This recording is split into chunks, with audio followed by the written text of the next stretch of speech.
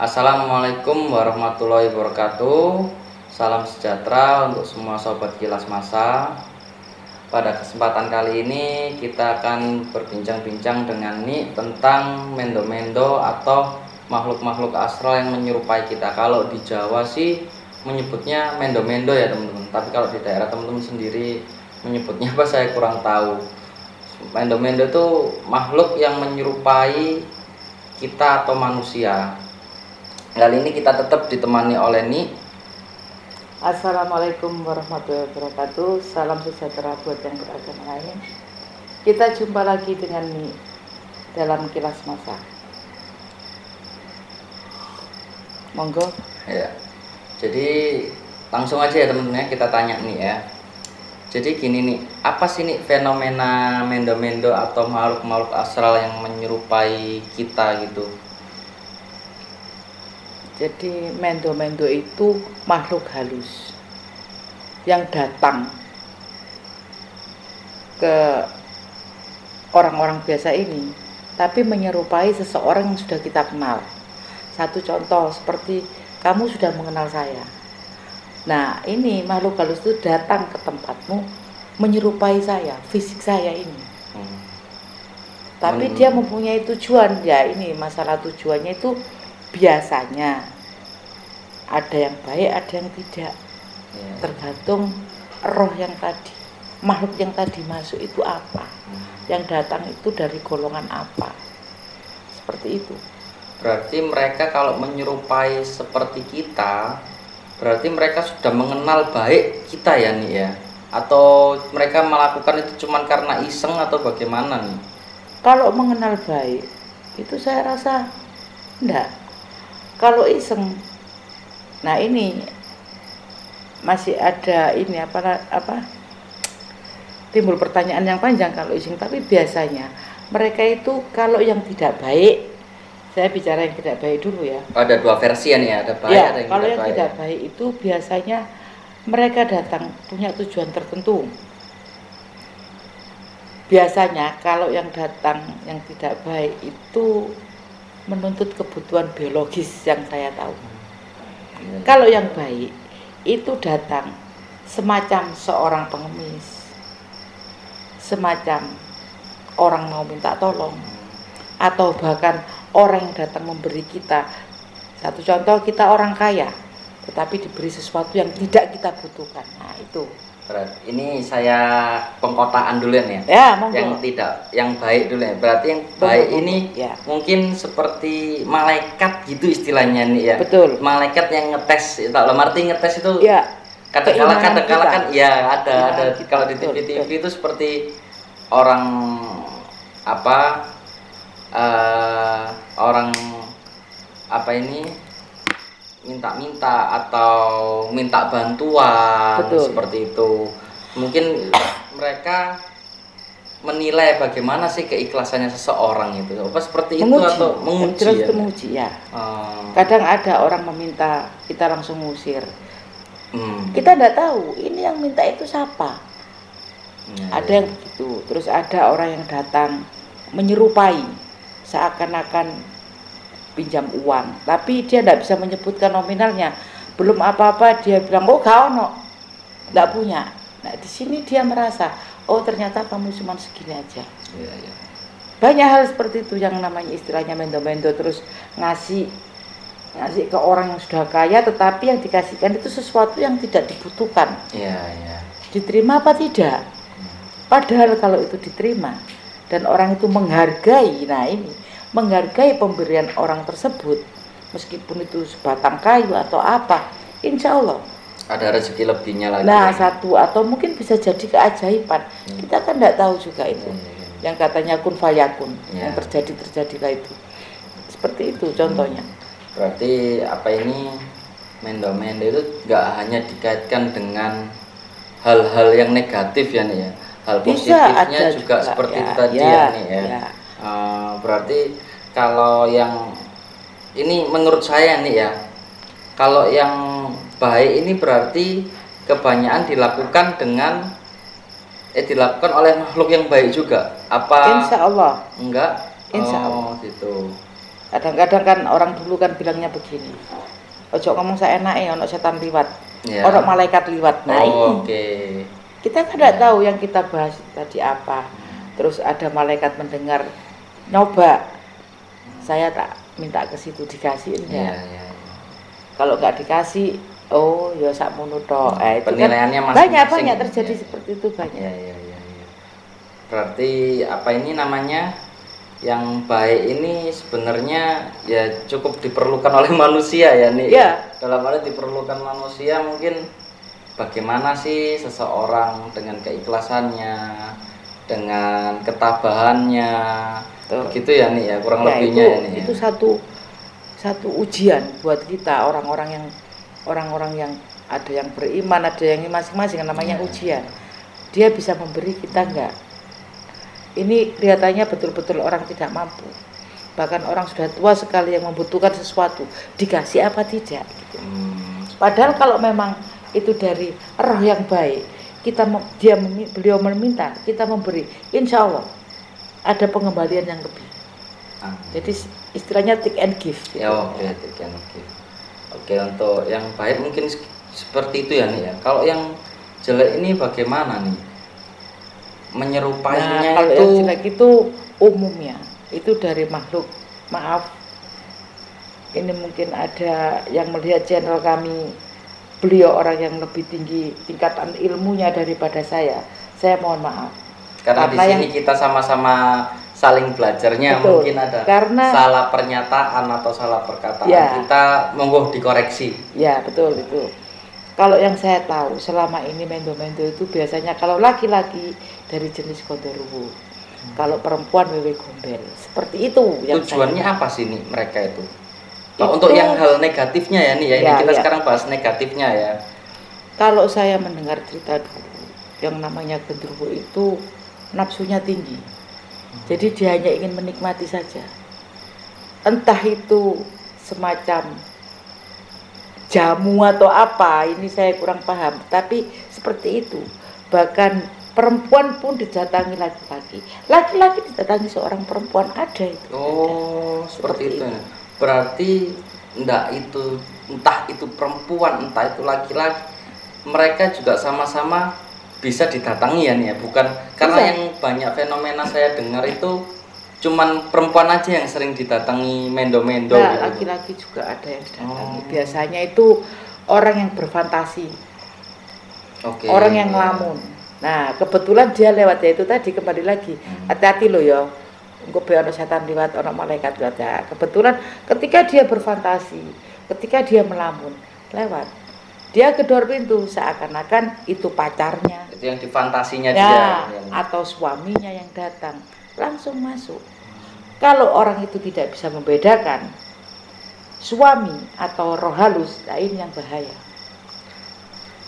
Apa perbedaannya gitu? Apa bisa dibedakan? Karena kan kita membahas ini menyerupai, berarti menyerupai itu mirip gitu kan? Betul, mirip, tetapi itu aroma yang berbeda. Aroma ya nih ya? Ya, kalau gendruwo itu biasanya disebut dalbo kalau orang Jawa bilang.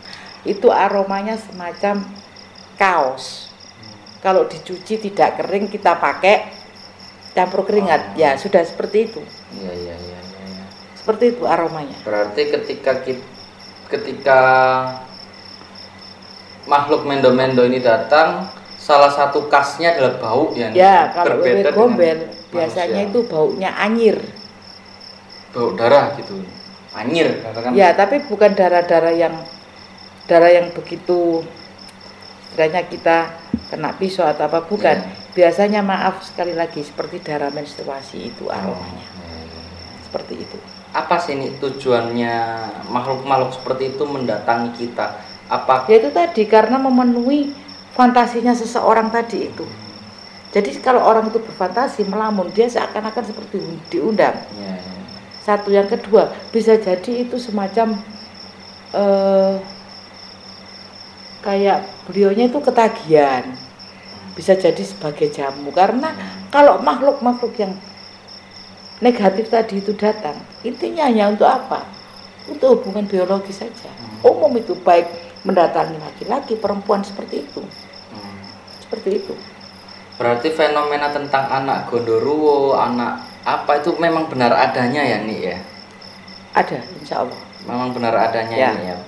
Karena kan kita tinggal di tanah Jawa ini banyak cerita-cerita yang Ya, betul. mengarah seperti itu. Ya. Berarti memang benar adanya ya nih ya itu ya. Kalau untuk apa ini? Bagaimana kalau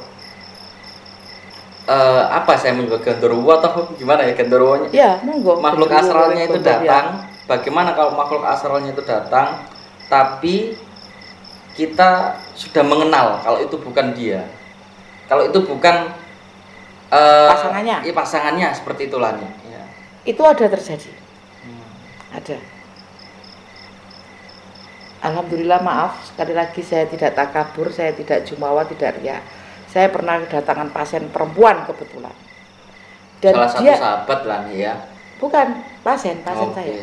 Bahkan tamu saya. Bahkan dia itu menikmati permainannya itu tadi. Dia merasa nyaman dengan genderuwo ini tadi daripada sama suaminya. Itu berjalan bertahun-tahun sampai pada akhirnya dia tersadar saat genderuwo itu beralih. Maaf nih saya potong. Monggo. Kalau dia udah menyadari hal itu dan dia menikmati hal itu, berarti dia menyamakan berhubungan itu udah nggak sama makhluk astral lagi, dia udah menyamakan. Betul, dengan. Iya. Terus bagaimana berhubungannya ini nih? Ya. Kalau udah sadar, maksud saya kan kalau menyerupai itu berarti mereka berbentuk fisik seperti manusia. Betul. Tapi kalau udah menyadari apa berbentuk seperti genderuwo, ya tetap. atau bagaimana? Tetap. Seperti mendo-mendonya dia tadi. Tapi perempuan ini tahu kalau memang tahu karena dari aroma itu tadi. Nah, kalau dia yang bermain di sini, dia merasakan bahwa yang di atasnya dia itu laki-laki benar, suaminya. Kebetulan suaminya itu nginceng dari jendela. Ya. Tapi suaminya melihat istrinya berfantasi dengan guling.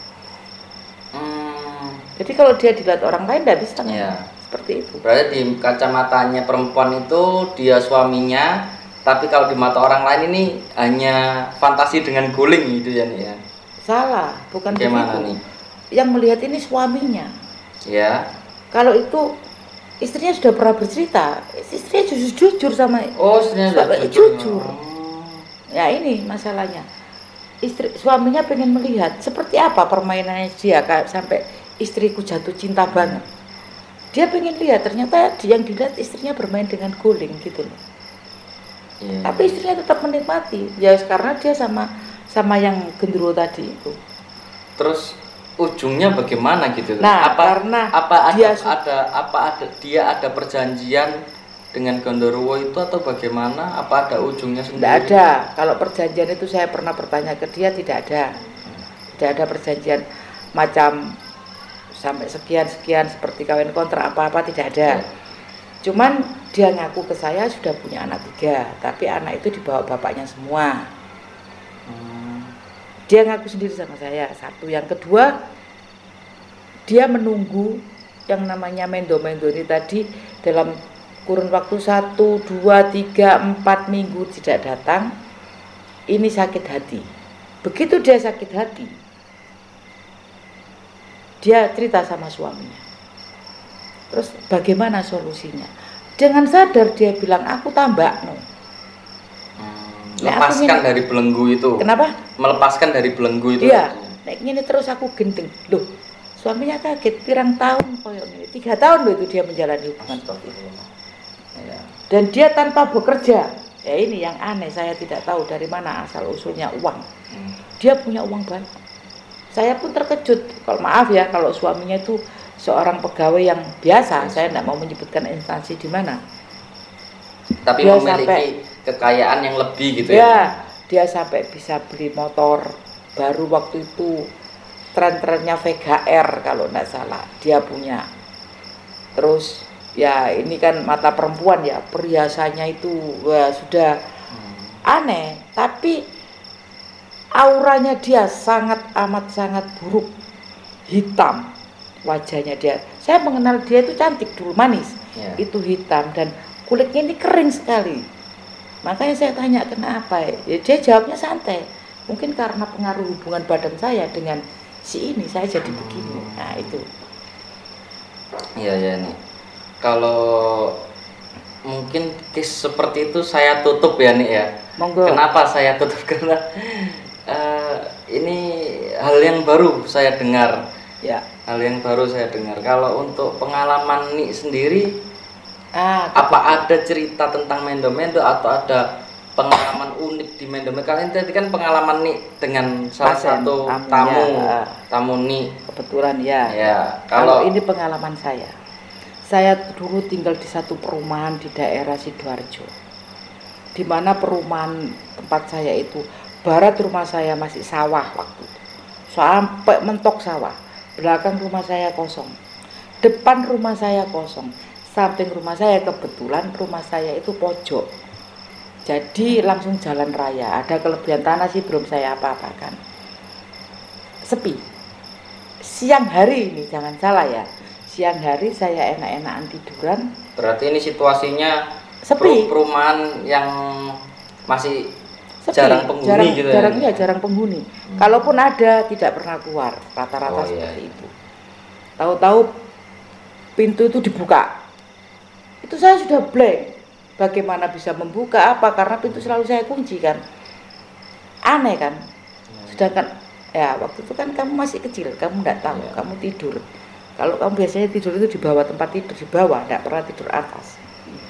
Saya tiduran di atas. Tahu-tahu bapakmu datang dengan seragam pekerjaannya yang mirip sekali sudah. Tidak pakai cuci tangan karena kebiasaan datang ke rumah dari mana-mana itu cuci tangan, cuci kaki itu tidak, langsung saya ditiduri. Nah, ini itu ditiduri kan tidak mau. Baunya kok gini ya? Saya anggapan ini waktu itu baunya kok lebus karena keringetnya atau kaosnya. Tak pikir dia tidak mau, tetap memaksa.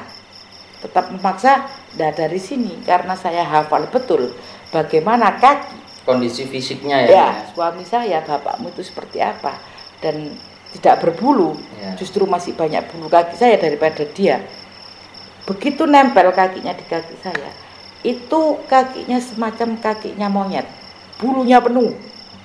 Ini saya baru ngerasa. Dan matanya merah saat saya tatap gini, tadinya tidak mau. Begitu saya nolak, dia marah, matanya merah. Oh ini bukan, saya dorong. Langsung secara spontan saya bilang, a'udzubillahi minasyaitonirrajim. Dia keluar pintu rumah itu biar. Dalam arti keluarnya dia jalan keluar atau keluar secara metafisik nih? Keluar secara fisik pintu itu atau secara saya kelihatan metafisik? Dia keluar lari. Seperti seakan-akan orang yang ditolak untuk mengajak bermain gitu. Istilahnya orang yang ketahuan gitu. Marah. Kan marah saat itu. Sekarang gimana sih kalau suami meminta haknya istri kan marah. Saya berpikir ini satu keanehan karena suami saya bukan orang-orang seperti itu, enggak punya nafsu gila seperti itu. Saya keluar kebetulan di depan itu ada teman satu tetangga yang rumahnya agak ke samping ke sana, jadi sebelahnya rumah kosong juga. Dia lagi nyuapin anaknya. Saya tanya, "Diana, tadi bapaknya Dio naik apa?" "Loh, naik apa?" "Loh kok aku enggak dengar mobilnya. Mobilnya ditaruh mana? Biasanya taruh." "Enggak ada bapak, barusan keluar enggak ada, Mbak." Sampai dengar rumah saya nutup jeder tadi siapa? Angin, memang anginnya kenceng barusan. Nah, dari sini saya mikir, langsung kan di rumah ada telepon rumah waktu itu ya. Oh, masih telepon rumah ya? Saya pager dia. Telepon rumah segera. Yang maksud kan dulu pager, ada handphone. Apa suami ini bapak saya itu di pager ya? Iya, telepon ke rumah, kan belum ada handphone waktu itu. Mungkin sudah ada, saya enggak mampu beli. Langsung telepon, "Ada apa? Kamu di mana?" Saya langsung gitu. "Nang Gresik." "Sejak kapan?" "Loh, iki baru sampai Gresik," dia bilang.